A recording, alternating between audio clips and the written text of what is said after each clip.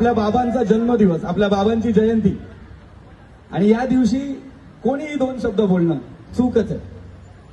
ज्या माणसाने भारताचं संविधान लिहिलंय, जगाला समानतेचा धडा दिलाय,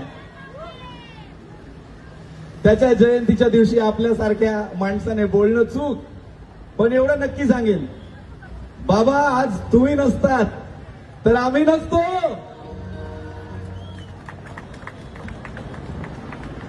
सिद्धार्थ कॉलनीतली जयंती आजपर्यंत अनेकदा अनुभवली आहे.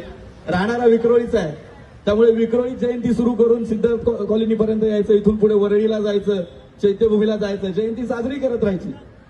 13 तारखेच्या रात्री 10 वाजताची सुरू व्हायची, ती 14 तारखेच्या 2 वाजेपर्यंत रात्रीच्या जयंती साजरीच करायची. आजही तेच करतोय.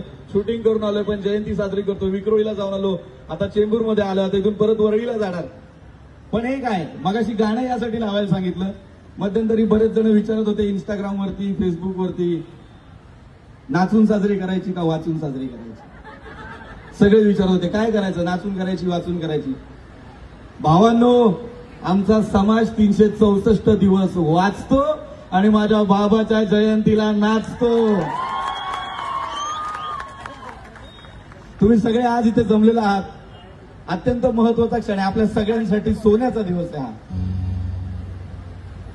आपण जसे सगळे प्रेरित झालोय ना, आपण जसे सगळे आपल्या बाबासाहेबांचा वारसा, त्यांचे विचार, त्यांचे आदर्श, त्यांनी आपल्याला जो मार्ग दिलाय तो धरून आपण जसे आपल्या आयुष्यात पुढे जाण्याचा प्रयत्न करतोय, स्वतःला घडवण्याचा प्रयत्न करतोय, तसंच आणखीन एक महत्वाचा माणूस ज्याने बाबासाहेबांचा आशीर्वाद घेतला, त्यांचे आदर्श घेतले आणि समाजाला एक नवीन दिशा दिली, ते म्हणजे नामदेव ढसाळ.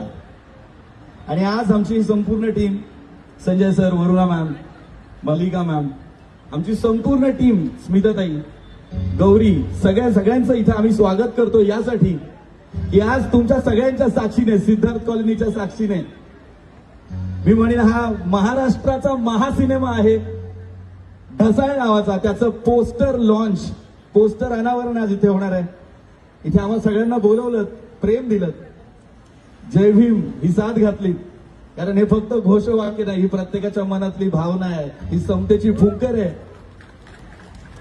आणि या समतेच्या फुंकरीसोबत तुम्ही आम्हा सगळ्यांना जो सन्मान दिला त्यासाठी आम्ही सगळे तुमचे खूप खूप आभारी आहोत.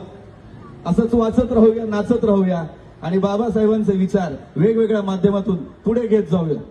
जय भीम, जय भीम.